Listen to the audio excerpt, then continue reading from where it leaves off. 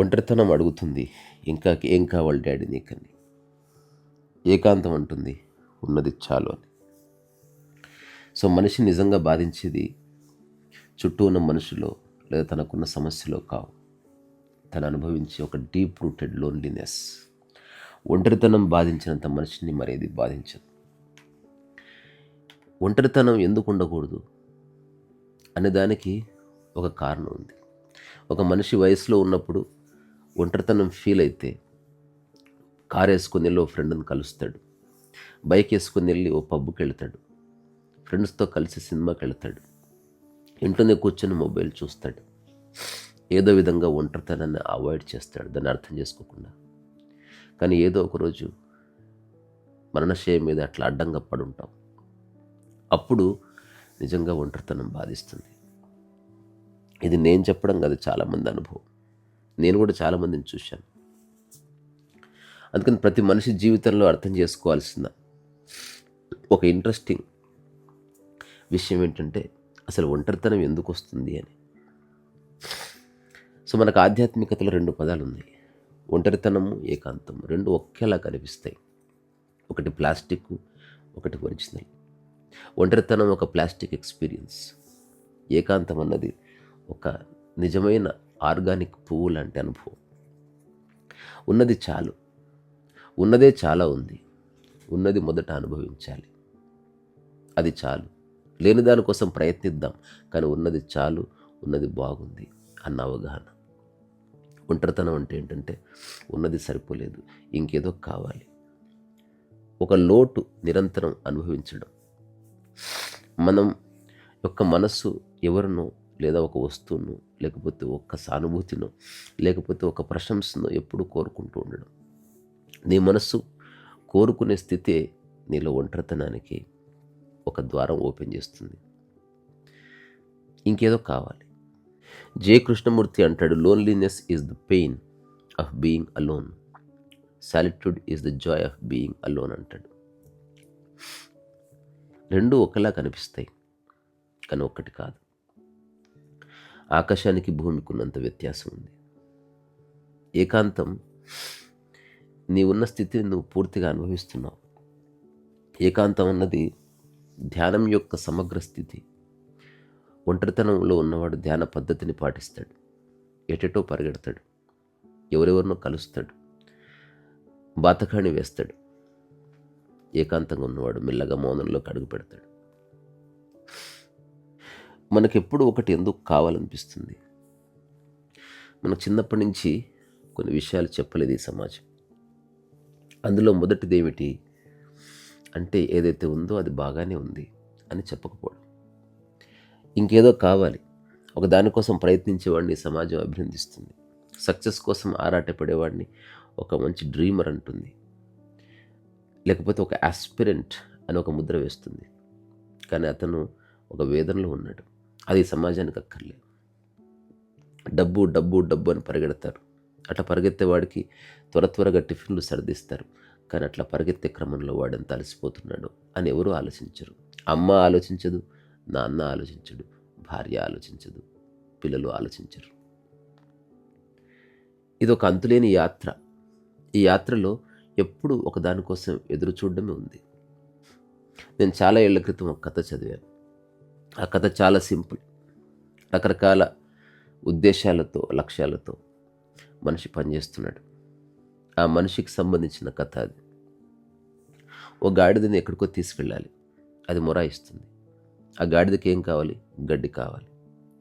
దానికి ఏం జీవిత లక్ష్యాలు లేవు. సో ఎంత ప్రయత్నించినా ఆ గాడిద కదలకపోయేసరికి మనిషి ఒక కుట్రపూరితమైన ఆలోచన చేస్తాడు. ఆ గాడిదని బండికి కట్టి వెనుక వైపు ఒక కట్టె పెట్టి, ఆ కట్టె గాడిద కనబడకుండా గాడిద పైన ఉంచి, ఆ కట్టె యొక్క ముందు వైపు కొనకి తన గడ్డిని వేలాడదీస్తాడు. ఆ గడ్డి గాడిదకి ఒక 2 ఫీట్ల దూరంలో ఉంటుంది. ఇప్పుడు ఆ గడ్డిని చూడగానే గాడిద లేచి నిలబడ్డది. ఆ గడ్డిని అందుకోవడానికి నడవడం మొదలుపెట్టింది. ఇతను బండి ఎక్కి కూర్చున్నాడు. గాడిద పోతూ ఉంది. గడ్డి దొరుకుతుందేమో అని. ఎప్పుడైతే గాడిదకి అనుమానం వచ్చిందో, నేను ఎంత ప్రయత్నించినా నాకు గడ్డి దొరకదు అని, అప్పుడు వెనక నుంచి అతను కట్టె లాగుతాడు. అప్పుడు ఆ గడ్డి గాడిద నోటి దగ్గరికి వస్తుంది. గాడిద గడ్డి తింటుంది. అప్పుడు గాడిదకు ఒక హోప్ వస్తుంది, ప్రయత్నిస్తే తప్పకుండా ఫలితం ఉంటుంది అని. కానీ గాడిదకేం తెలుసు, ఆ గాడిద నడుపుతున్న బండిని మరో అడ్డగాడిద నడుపుతుందని. ఇట్లా మన జీవితాన్ని చాలామంది అడ్డగాడిదలు నడుపుతున్నారు. రకరకాల వ్యక్తులు మనల్ని ఊదరగొడుతున్నారు. ఇంకా ప్రయత్నం చేయి, పోరాడితే పోయేదేమీ లేదు, ఇంకా పరిగెత్తు, ఇంకా సంపాదించు, ఇంకా పెద్ద ఇల్లు కావాలి, ఇంకా పెద్ద సక్సెస్ కావాలి. ఏం కావాలరా డాడీ నీకు? ఏదొస్తే నువ్వు తృప్తి చెందుతావు? ఏదొస్తే నీ మనసులో అలజడి ఆగుతుంది? ఎంత సంపాదిస్తే నీ మనసు తృప్తి చెందుతుంది? ఎవ్వరికి తెలియదు. కానీ వెళుతూ ఉన్నారు, పరిగెడుతూ ఉన్నారు, కొట్లాడుతూ ఉన్నారు, పోట్లాడుతూ ఉన్నారు, నినాదాలు చేస్తూ ఉన్నారు. దీనికి ఒక అంతం అంటూ ఏమీ లేదు. మనిషి ఎవరెవరికో అపాయింట్మెంట్ ఇస్తాడు. ఎవరెవరో అపాయింట్మెంట్ ఇస్తే త్వరగా తయారై వెళ్తాడు. కానీ మనిషి తనకు తాను అపాయింట్మెంట్ ఇచ్చుకోవడం మర్చిపోయాడు. ఈ భూమి మీద నీకు అత్యంత ప్రీతిపాత్రమైన ముఖ్యమైన వ్యక్తి ఎవరో తెలుసా? అది నీవే అని మర్చిపోయాడు. అది మానవ సహజం. ఎందుకు? అందరూ అట్లాంటి వాళ్ళే ఉన్నారు కాబట్టి. ఒంటరితనం దానికి కారణం ఏదైనా కావచ్చు. దాని యొక్క ఎక్స్ప్రెషన్లో ఎదురు చూడడమే ఉంది. ఏకాంతంలో ఎదురు చూడడం కంప్లీట్గా పడిపోతుంది. ఇంతే తేడా. ఒకసారి మీరు ఆలోచించుకోండి, మీరు నిజంగా దేనికోసమైనా ఎదురు చూస్తున్నారా? ఆ ఎదురు చూడడంలో మీ శక్తి చాలా దుర్వినియోగం అవుతుంది, నిర్వీర్యం అయిపోతుంది.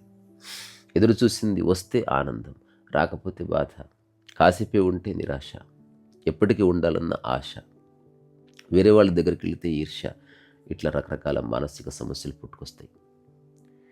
సో జీవితాన్ని అర్థం చేసుకోవడం అంటే ఒంటరితనం లేని స్థితిని ఎలా పొందాలో తెలుసుకోవడం, అసలు ఒంటరితనం రావడానికి కారణం ఏంటి అని గమనించడం. ఒంటరితనం అన్నది ఎగ్జిస్టెన్స్లో లేదు. ఈ ప్రకృతిలో ఏ ప్రాణి ఒంటరితనాన్ని ఫీల్ అవ్వదు. మనిషి ఒక్కడే. ఎప్పుడైనా అడవికి వెళ్ళండి, ఓ చెట్టు మీద కూర్చున్న కోతిని చూడండి, అక్కడే నేల మీద వేగంగా పరిగెడుతున్న చీమను చూడండి, ఎక్కడో బొక్కలో దాక్కున్న ఎలకను చూడండి. They are all busy and doing their activity. వాటి కార్యక్రమాల్లో అవి రమిస్తున్నాయి. మనిషి ఒక్కడే తనకు కావలసిన దానికోసం పరిగెడతాడు. అది వచ్చిన తర్వాత కొంతకాలం ఆస్వాదిస్తాడు. ఆ తర్వాత దాని మీద మొహం మొత్తుతుంది, ఒక అంతులేని బోర్డం వస్తుంది, మళ్ళీ ఇంకేదో కావాలని పరిగెడతాడు. ఎప్పటికీ నాకు తెలిసిన ఒక మిత్రుడు ఉన్నాడు. అతను చాలా ఏళ్ల క్రితం తనకు కలిగిన ఒక ఆలోచన ఏమిటంటే, ఒక మంచి ఇల్లు కట్టుకొని దాంట్లో మంచి ఇంటీరియర్స్ ఉండాలి, మంచి బెడ్ వేసుకోవాలి అనుకున్న ప్రకారం అతను ఏదేదో చేసి ఒక ఇల్లు కట్టుకున్నాడు. ఆ ఇంటికి నేను కూడా వెళ్ళాను. చాలా ఎక్స్ట్రాడినరీ ఇంటీరియర్, మంచి లైట్లు, మంచి షాండ్లియర్స్, ఇవన్నీ ఉన్నాయి. ఆ తర్వాత కొంతకాలానికి ఆ ఇల్లు ఎవరికో రెంట్కి ఇచ్చి తను మళ్ళీ ఇంకో ఇల్లు కట్టుకునే పనిలో పడ్డాడు. ఇంకా డబ్బు సంపాదించాలి. ఏమిటి అని అడిగాను. అది బాగుంది, కానీ రీసెంట్గా బాంబే వెళ్ళినప్పుడు అక్కడ ఇంకో ఇల్లు చూశాను, అట్లాంటిది కావాలి అన్నాడు. మళ్ళీ దానికోసం ప్రయత్నం మొదలైంది. ఇప్పటికి 10 ఇళ్ళు మార్చాడు. ఏ ఇంట్లోనూ సుఖంగా నిద్రపోలేదు. మనిషి అంతే, అన్నీ ఉన్నా ఏమీ లేని దరిద్రునిలా జీవిస్తాడు. చాలా చదివినా ఏమీ తెలియని అజ్ఞానంలా మాట్లాడతాడు. నిజంగా జీవితం మూలంలోకి తొంగి చూస్తే తెలిసేది నీకు ఒక్కటే, ఇక్కడ నీదంటూ ఏది లేదు. సొంతం చేసుకోవడానికి, అనుభవించడానికి ఆకాశము, మేఘాలు, చెట్లు, పూలు అన్నీ ఉన్నాయి. కానీ అనుభవించే సామర్థ్యం నీకుందా? సో చివరిగా ఒక్క మాట, ఏకాంతం ఎప్పుడు నీ అనుభవంలోకి వస్తుంది అంటే నీలో అనుభవించే సామర్థ్యం వచ్చినప్పుడు. ఎదురు చూసేది సామర్థ్యం కాదు, బలహీనత. ఎదురు చూడొద్దని కాదు, ఎదురు చూసినప్పుడు నువ్వు కోరుకున్నది రాకపోతే నిరాశ వస్తుందా? You are unfit to wait. అందుకని ఈ విషయం గురించి కొంత ఆలోచించండి. ఏకాంతంగా ఉండడం అన్నది చాలా శక్తివంతమైన ఒక అనుభవం. ఏ man can be himself only so long as he is alone అంటాడు ఆర్థర్ షోపెన్హానర్. సో చాలామంది ఏం చెప్తున్నారు, ఎందుకు చెప్తున్నారు? ఒకసారి ఆలోచిస్తే మూలం దొరుకుతుంది. ఒక దానికోసం ఎదురు చూడడం మానేద్దాం. ఫస్ట్ ఉన్నది అనుభవించు. నీ చుట్టూ ఉన్న వాళ్ళతో బాగా ఉండు. నీ ఇంట్లో ఉన్న ప్రతి వస్తువుని తాకి చూడు. ప్రతిదాన్ని ఉపయోగించుకో. వస్తువులు కొని మూలకేసి ఇంటిని గరాజ్లా మార్చడానికి కాదు. నీ ఇంట్లో ఉన్న ప్రతి వస్తువు, నీకు తగులుతున్న ప్రతిదీ, నీకు కనిపెడుతున్న ప్రతి ఒక్కదాన్ని నువ్వు అనుభవించాలి, సొంతం చేసుకోకుండా. అప్పుడు నీ జీవితంలో ఒంటరితనం మెల్లగా మాయమై ఒక అద్భుతమైన ఏకాంతం నీలో వచ్చి కూర్చుంటుంది. ఏకాంతం నిజంగా అనుభవం అయిన తర్వాత ఇక జీవితంలో పొందాల్సింది కానీ నువ్వు కోల్పోయేది కానీ ఏది ఉండదు. సో ఇక్కడి నుంచే మీ అందరిలో ఉన్న ఓపికకి, ఏకాంతానికి శిరస్సు వంచి నమస్కారం చేస్తున్నాను.